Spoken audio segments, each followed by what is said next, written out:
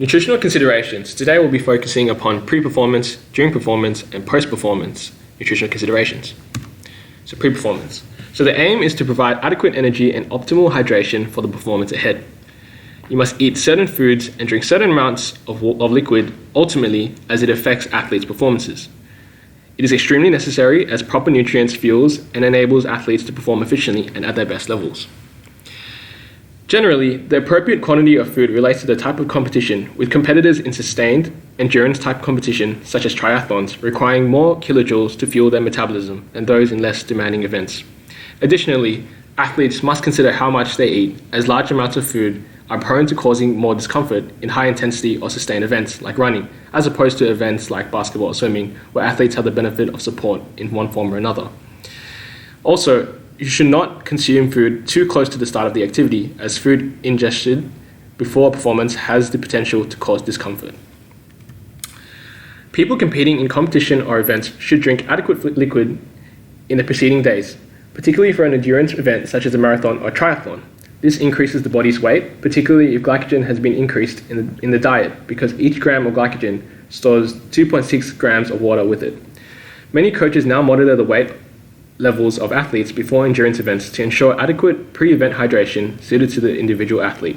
As a general rule of thumb, 500 to 600 ml of liquid should be consumed in 2 to 3 hour periods prior to endurance performance, and 250 to 300 ml in the last quarter hour.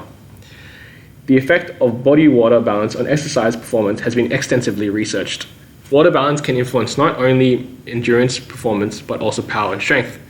Athletes should drink before they become thirsty to maximize endurance performance. In fact, it is crucial to be hydrated before exercise. A well-hydrated state ensures a normal plasma osmolality level, hence minimizing thirst at the start of the exercise. Carbohydrate loading. What is it and how to do it?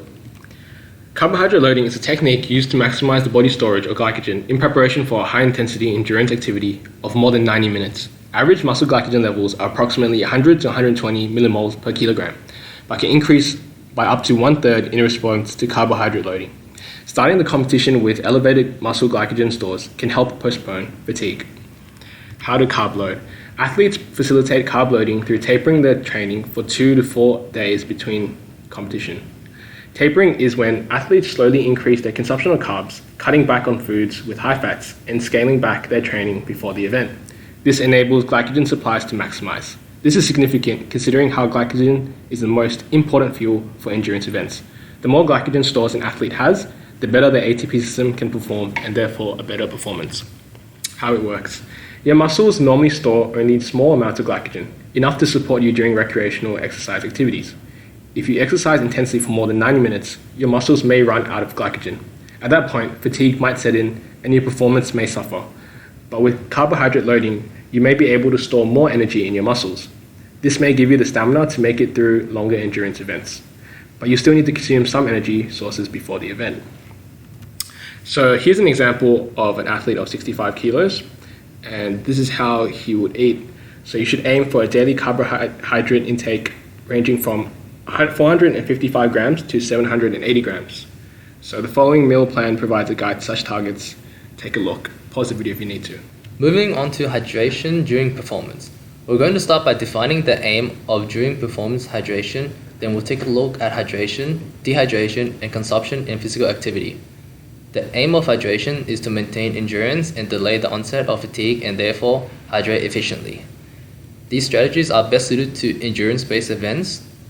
In these events, the need for carbohydrate and electrolyte replacement depends on a number of factors including intensity, duration, humidity, and individual sweat rate.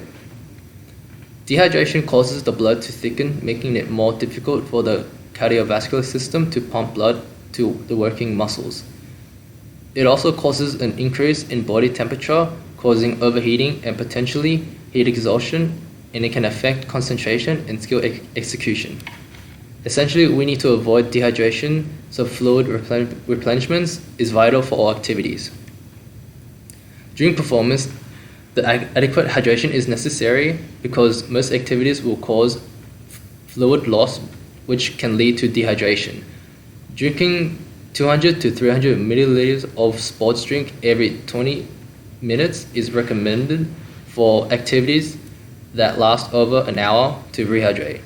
Sports drinks provide the same fluid replenishments but also contain 6 to 8% of carbohydrates, which are great for energy production. But sports drinks with concentrations higher than 8% are not recommended because they slow the body's absorption rate. There's also 10 to 25 millimoles per liter of electrolytes. These electrolytes contain potassium and sodium, where potassium delays the onset of fatigue and sodium assists with increased fluid intake. Sodium gives the drink a salty taste, which increases an athlete's desire to drink. While water is essential for endurance athletes, sports drinks can be a bit more beneficial. For activities less than an hour, 200 to 300 milliliters of water is recommended. Power-based activities like shot put don't need as much energy as endurance events, so the carbohydrate and electrolytes provided in those drinks aren't necessary. Generally, athletes should eat as soon as they start to feel fatigued, but eating meals during an event can cause indigestion and discomfort. Therefore, it is recommended to eat small amounts of snacks with high carbs and sugars. Options such as sports bars and fruits can be sufficient. This is because snacks high in carbs and sugars contain glucose, which then transported to the body and used for energy. Post-performance. A post-performance nutrition plan aims to return the body to its pre-event state as quickly as possible, or in other words, restore the body's fuel, ultimately enabling full training to resume in preparation for the next phase of competition. Proactive recovery is what achieves this best. What is proactive recovery? Proactive recovery means refueling and rehydrating immediately after performance, whilst continuing this process for the following 8 to 12 hours. This allows for not only an optimization of body repair, but also the start of the regeneration process. Some individuals do find it hard to establish the necessary amount of carbohydrate replenishment in order to completely replace muscle glycogen stores. It has been found that following endurance activities such as cycling or marathon running, the beneficial amount of carbohydrate intake is between 50 to 100 grams within the first 2 hours. This is then followed by intakes of 50 to 75 grams every 2 hours until a total of 500 to 600 grams of carbohydrate has been met. The best way to recover is to act as quickly as possible and consume food with a large carb content, which is achieved through immediately replacing depleted muscle and liver glycogen stores. So consuming food and beverage that is high in glycemic index is most beneficial in achieving proactive recovery. This is emphasized through immediate refueling and rehydration that continues until a pre-event state is obtained. It is also achieved through rehydrating in order to replace fluid and electrolytes that were lost during the event. This requires fluids in quantities that would be in higher volume than what would usually be consumed on a daily basis. This is best shown through research suggesting that up to 150% of fluid losses should be consumed to optimize recovery. Our last one is rest. Rest enhances red blood cells, meaning new proteins and specific cellular components damaged by stress-related movements are enhanced. Rest is critical for recovery and definitely the most important phase of post-performance recovery.